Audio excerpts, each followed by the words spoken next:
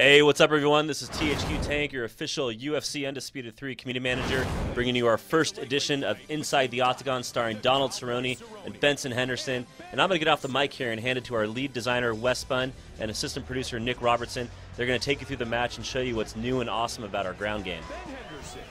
All right, thank you so much, Tank. All right, before we get into the fight, let's talk about what we got here. What we're seeing on screen now is something the fans have been asking for, and we're happy to say that they're finally in. Fighter entrances have made their way into the game. Yeah, people so far that have seen it have been pretty stoked on it. Got a lot of those signature entrances in there. Rampage coming out and doing his howl. Jones doing the cartwheel when he enters the cage. Henderson praying before he goes in here. So you definitely get those personalities, those fighter personalities, right from the get-go. Yeah, and they're also very informative. You're going to hear Joe Rogan and Mike Goldberg also give you some history about the fighter, what they're good at, their strengths and weaknesses. So if you're not familiar with all 150 fighters in the game, Joe Rogan will give you a little bit of insight to what your guy's good at, and that's very, very helpful. Yeah, it can definitely help you, game plan what you're going to do with this fighter. If you've got a guy like Cerrone who's got, good Muay Thai and good submissions, then you're going to want to, tailor your game plan around that. Avoid his submissions and avoid the clinch. Yeah, so these two guys they fought in the past. They're former WEC fighters. They fought in the past, had some tremendous battles on the ground. I think that's why we wanted to showcase them here, because they just have excellent ground game in the game as well. Yeah, both of those fights were just back and forth, crazy action on the ground. So we figured these guys would be a good choice to show off our new ground stuff. So we've jumped into the game here now, and you're going to see I'm controlling Cerrone and Nick's controlling Benson. I take him to the ground there from the standing back clinch, and the ground transitions are pretty much the same as last year. Using all your transitions are done on the right stick. We do have a new control scheme this year. The alternate control scheme allows you to flick up or down on the right stick to perform your transitions, but we still have the classic controls, the pro controls, that allow you to stall your transitions by starting the input and then completing the transition maneuver. So right here, I'm kind of holding off, waiting to see what he's going to do. Wes is pretty tricky on the ground. Notice he didn't transition, so I tried to grab his head. He struck out of the clinch there. Yeah, that's a new feature we wanted to add this year. So you have the ability to perform a transition to enter a head clinch position, or you can just transition block to prevent me from posturing up. It's a little bit easier to perform.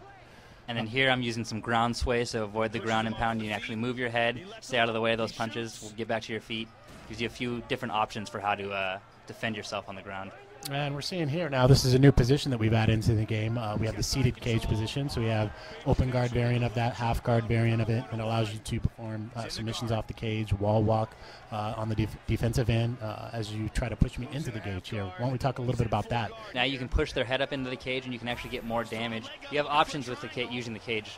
What you're seeing here now on screen is the actual submission system. It's a brand new submission system that we've added this year. Basically, the attacker's on the outside of the HUD. You're trying to overlap the defender who's moving around the octagon. The longer that you stay on top of the defender, you'll see the camera start to push in, and that indicates that you're closer to finishing the submission. When the camera pulls out, you're closer to escaping the submission. So getting a lot more feedback this year in terms of what's going on with the submission and how close you are to finishing or escaping. And there's also that bar right there in the middle that shows which player is winning.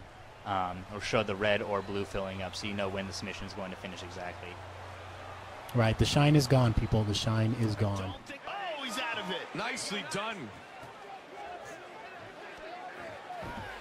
Final 30 seconds. Non-title fight scheduled for 3 5-minute rounds. Uh-oh, these are big strikes. Oh, he's got him dazed. Ooh, just got rocked there, son. Yeah, I was waiting for a transition, and I just left my chin open there. It was not good. And saved by the bell. Just going to pick it up here in round 2, actually. So let's see here. I think I'm going to go in for a little clinch there and try and go for the takedown. So I got the takedown. You'll notice there that it went to a little bit of a struggle state. We removed all instant takedowns this year.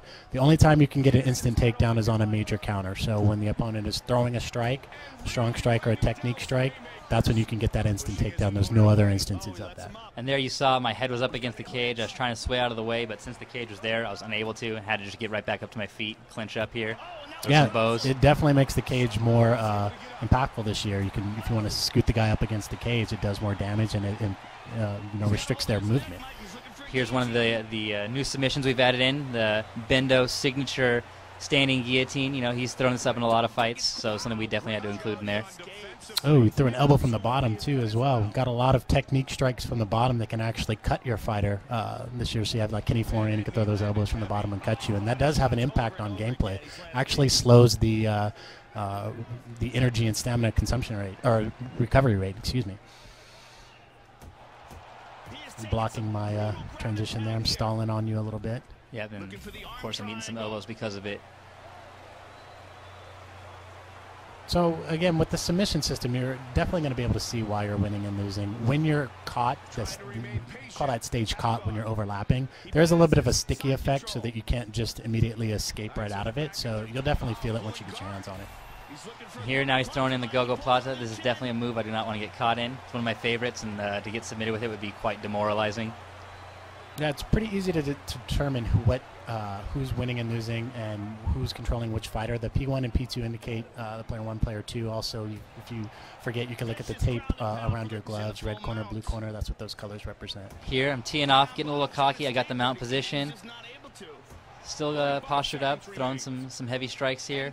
So what I was doing there was actually trying to block his strikes, timing or swaying or blocking his strikes. If I effectively sway one of his strikes and then immediately try to transition, my transition window rate is increased a little bit. So you might want to try to do that. So I get the finish there on you.